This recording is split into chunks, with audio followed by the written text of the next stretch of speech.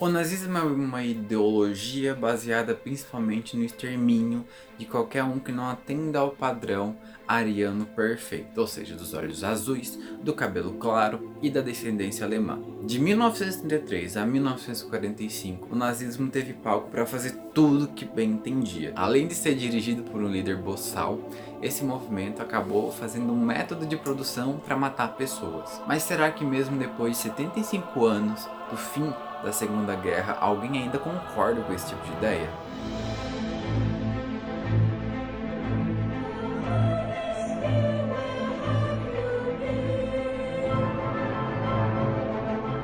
Olá, craniados primatas, tudo bom? Hoje teremos um vídeo um pouquinho diferente. Não vou falar de biologia, olha que diferente. Vou falar de outra ciência, afinal o nome do canal é Ciencializando. Falarei de história, mas com um adendo. Eu vou falar de história como uma pessoa que gosta de história, não como um estudante ou um acadêmico de história. Por isso hoje eu vou apresentar para vocês o meu guia sobre o nazismo para idiotas. Ai, André, que merda de título. Tá chamando as pessoas de idiota? Não tô chamando as pessoas de idiota. Algumas eu tô. Mas esse vídeo é direcionado principalmente para aquelas pessoas bem boa da cabeça que adora botar na foto de capa do perfil do Twitter aquela foto da bandeira dos Estados Unidos com uma suástica. Você é um idiota. E para você que eu tô querendo fazer esse vídeo, para ver se ainda tem um pouquinho de bondade nesse teu coração.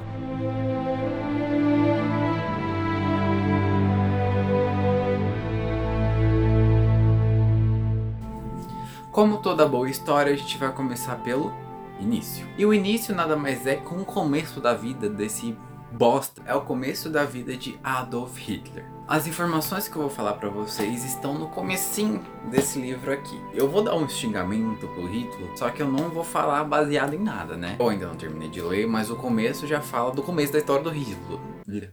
Basicamente, Hitler era uma pessoa muito, como eu posso dizer, frustrada. Se a frustração fosse uma pessoa, seria o Hitler. Nosso querido Hitler queria ser arquiteto ou artista. Ele amava pintar e fazer suas obras arquitetônicas mega esplendorosas. Só que foi reprovado no vestibular, olha que coisa. E a partir disso ele começou a passar por vários e vários tipos de situações financeiras diferentes. Ele chegou a morar em um apartamento com um colega de classe, de uma academia que ele conseguiu entrar, que não era no curso que ele queria, mas conseguiu. Chegou a morar na rua, morou em albergues, morou em casa de homens e em vários outros lugares. Teve uma vida bastante conturbada, porém sempre se mostrou muito preguiçoso, muito aproveitador e muito bom no quesito discurso e convencimento. Há relatos dos seus colegas de quarto por toda essa vida que ele teve, de que ele sabia convencer as pessoas muito bem e explanava suas ideias racistas e xenofóbicas para todo mundo que quisesse ouvir,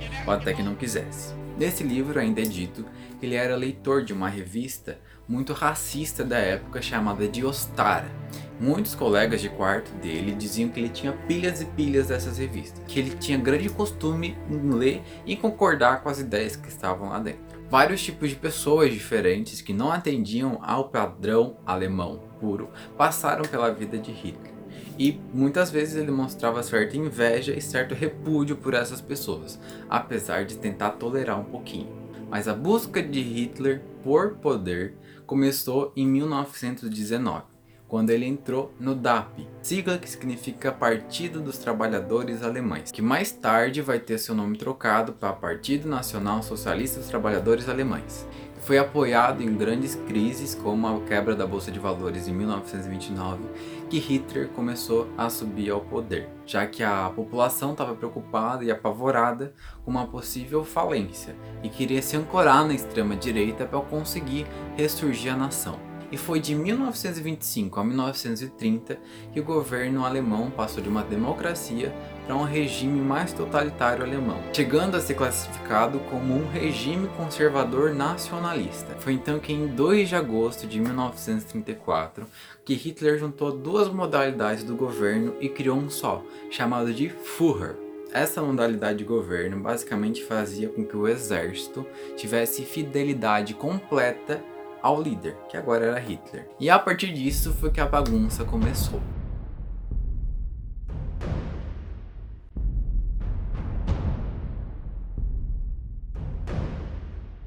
Hitler, logo de início, logo de cara, já começou com um dos seus maiores crimes, o chamado Holocausto. Holocausto do dicionário quer dizer sacrifício praticado por hebreus, onde a pessoa normalmente era queimada. E essa nomenclatura foi usada ironicamente para nomear um massacre sistemático contra o povo judeu causado pelo regime nazista. Esse massacre durou um bom tempo.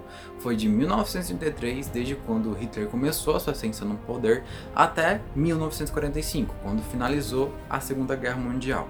Toda essa prática a gente chama de antissemitismo, que é a prática contra qualquer tipo de cultura judia ou judaica. Qual foi o número de pessoas mortas durante o Holocausto? Segundo Yad Vashem, em Jerusalém, e o Museu do Holocausto, em Washington, o número de judeus mortos foi em torno de 6 milhões de pessoas. Essa contagem é um pouco difícil de ter certeza. Tem certeza da proximidade, mas o número exato é muito difícil de chegar. Justamente porque a forma como essas pessoas eram mortas não se havia um registro adequado para que se soubesse exatamente quantos foram mortos. Eles não se importavam nem em marcar o nome das pessoas quando iam matar. Como essas pessoas eram mortas? Agora é uma parte um pouquinho mais pesada do vídeo, que é a parte que se você se identifica como neonazista é bom que assista, porque se você concorda com algo disso, você precisa de acompanhamento psicológico urgente ou ser afastado imediatamente da sociedade. Existiam dois tipos de campo de concentração principais para esse tipo de gente. O primeiro era o campo de trabalho e o segundo era o campo de extermínio. No campo de trabalho ficavam principalmente os homens mais fortes. E nesse campo de trabalho, as pessoas eram forçadas a fazer um trabalho escravo, até morrerem por inanição, por cansaço, por sede, por fome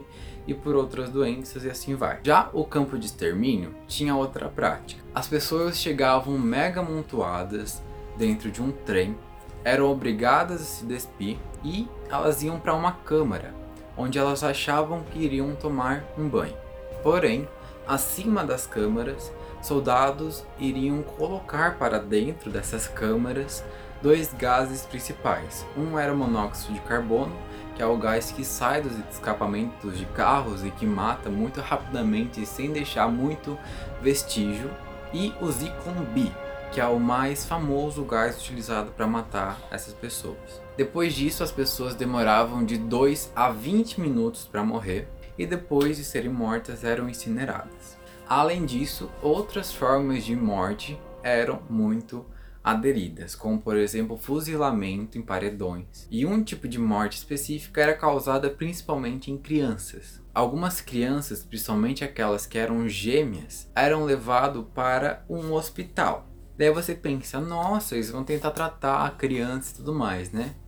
Não. Dentro desse hospital tinha pessoas como o médico da morte, chamado de Joseph Mengele. Joseph Mengele é a figura mais famosa dentro desse nicho de tipo de pessoa ruim. Joseph Mengele basicamente utilizava das crianças e de pessoas jovens, enfim, de pessoas em geral, mas principalmente crianças, para conduzir experimentos muito desconfortáveis e mortais. Basicamente, ele pegava duas crianças e comparava a reação delas, por exemplo, com a injeção de gasolina no coração delas, ou de cimento nas suas veias, só para ver o que acontece. E por aí vai, daí você usa sua imaginação para imaginar qualquer tipo de atrocidade. É bom lembrar também que esse número de 6 milhões de mortos é só contando a quantidade de judeus. Porém, além de judeus, outras pessoas também eram mortas pela ideologia nazista.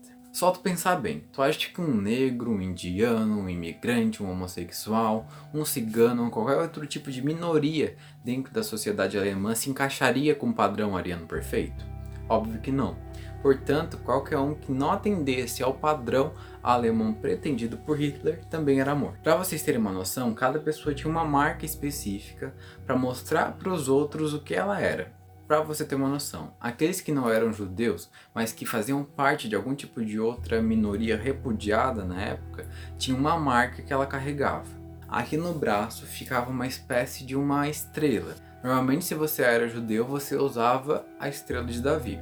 Agora, existem outras variações que correspondem a pessoas diferentes. Como, por exemplo, o triângulo de cabeça para baixo vermelho é para criminosos políticos. O triângulo de cabeça para baixo verde é para criminosos habituais.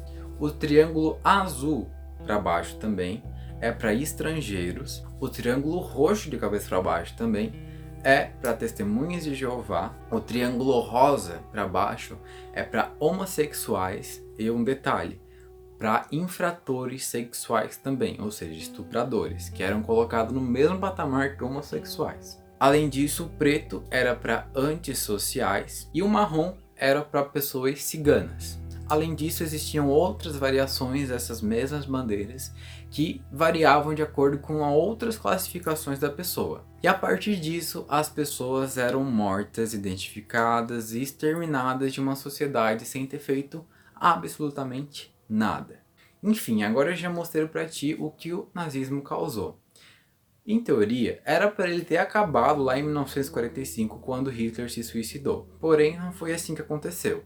Hoje em dia, a gente consegue ver ainda o nazismo aparecendo em várias cabeças de vários bostões, pessoas desinformadas sobre o assunto. Hoje em dia, floresceu um pensamento que a gente chama de neonazismo. O neonazismo é proibido em países como a Alemanha, países que sofreram muito com esse caso, mas vem florescendo muito em outros países, como Estados Unidos e Brasil. Várias pessoas estão colocando as suas ideias machistas, xenofóbicas, antissemitas, e assim vai pra fora. Estão saindo do armário para falar assim, sim, sou nazista. Porém, esse tipo de ideologia, assim como no passado, está sendo mascarado por um temor e por um falso amor à pátria. E mascarado também por uma pseudo-defesa dos costumes nacionais, colocando a culpa de todas as mazelas que o país sofre em minorias. Coisas como essa não podem acontecer justamente porque a gente tem que tender sempre ao progresso e nunca ao regresso. Não podemos voltar ao passado. Por exemplo, lá em Auschwitz tem uma frase muito emblemática e muito adequada para os tempos de hoje